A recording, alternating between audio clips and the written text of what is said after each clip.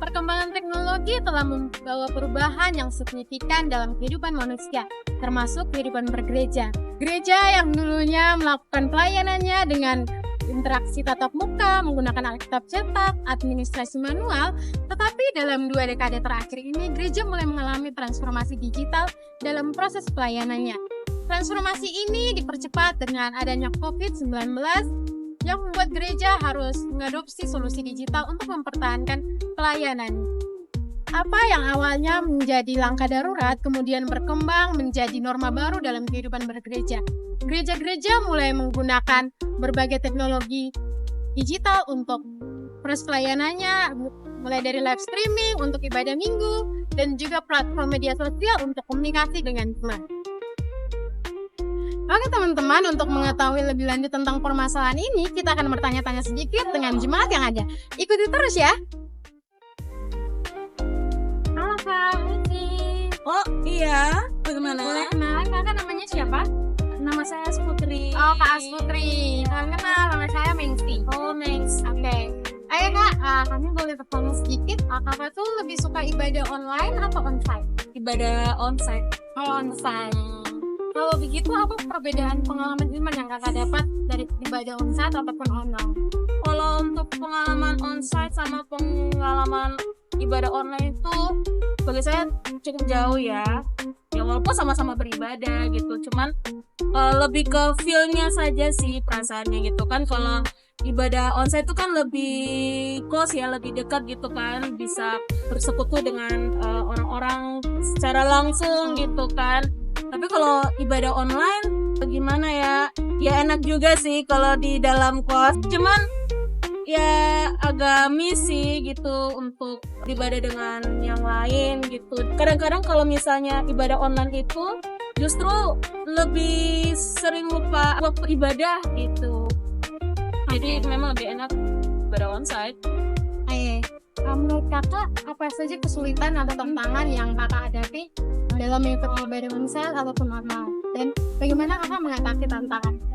Kalau ibadah onsite ya, sebenarnya dan terlalu banyak sih tantangannya. Lebih tertantang tuh yang online sih gitu, karena kegiatannya hanya cuma sekitar di dalam kamar gitu kan. Terus juga kadang-kadang kalau udah lewat jam kebaktiannya tuh lupa gitu. Jadi bagi saya yang lebih, maksudnya tantangannya tuh lebih banyak di online gitu daripada onsite. Dan untuk mengatasinya tetap mengatur jamnya gitu, disetelin ke alarm gitu. Kalau ibadahnya jam 7 ya sebelum jam 7 tuh udah bangun gitu, udah ready, baru mengikuti ibadah online. Oke Kak, nah Kakak lebih suka tuh bawa Alkitab atau Alkitab? Lebih suka bawa Alkitab. Kak, menurut Kakak itu gadget itu membantu atau justru mengganggu dalam beribadah? Membantu. Tergantung situasi kondisinya. Kalau misalnya di saat melakukan perjalanan jauh gitu, ibadahnya jauh gitu, praktisnya bawa Alkitab gitu. Oke Kak, terima kasih ya sudah mau menjawab pertanyaan. Sama-sama. Oke. Selamat hari Minggu, Tuhan memberkati.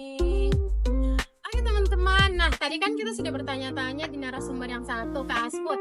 Nah sekarang kita mau bertanya-tanya lagi di jemaat yang lain. Ayo ikut aku terus ya.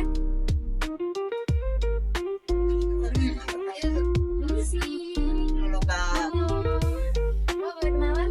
Boleh Kak. Mengsi. Kak. Oke, Kak Ama. Nah, pertama saya mau bertanya-tanya sedikit. Boleh Kak, boleh. Nah, kamu lebih suka ibadah online atau onsite? Kalau gimana sih lebih suka onsite sih Kak? Onsite ya? Ya. Nah, pada saat ibadah onsite, apa perbedaan pengalaman spiritual atau iman yang kamu rasakan pada saat mengikuti ibadah online ataupun Kalau online itu Kak, kan kita menggunakan gadget nih. Jadi itu kurang, menurut saya pribadi itu kurang terasa. Tapi kalau soal onsite itu lebih terasa karena kita ikut secara fisik gitu Kak. Oke, Kama. Nah, apa saja kesulitan atau tantangan yang kamu hadapi saat mengikuti ibadah onsite atau online? Bagaimana kamu bisa mengatasi kesulitan itu?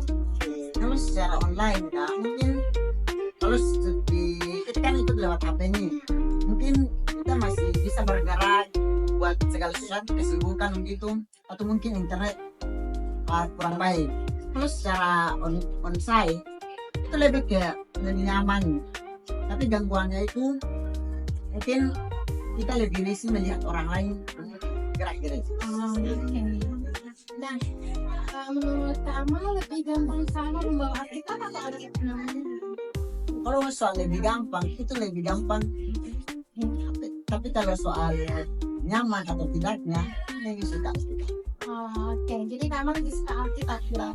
Oke, nah bagaimana menurut kamu gadget itu sangat membantu atau justru mengganggu dalam proses beribadah?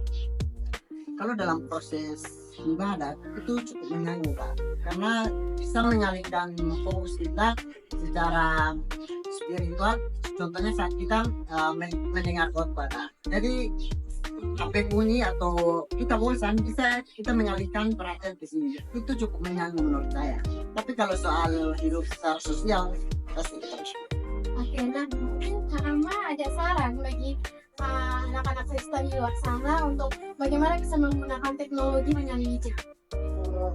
Jangan lupa download aplikasi Alkitab di HP tentunya, supaya itu memudahkan kita dalam, contohnya dalam ibadat mungkin kita lupa membawa kita. Oke, terima kasih ya Kak. Selamat hari Minggu.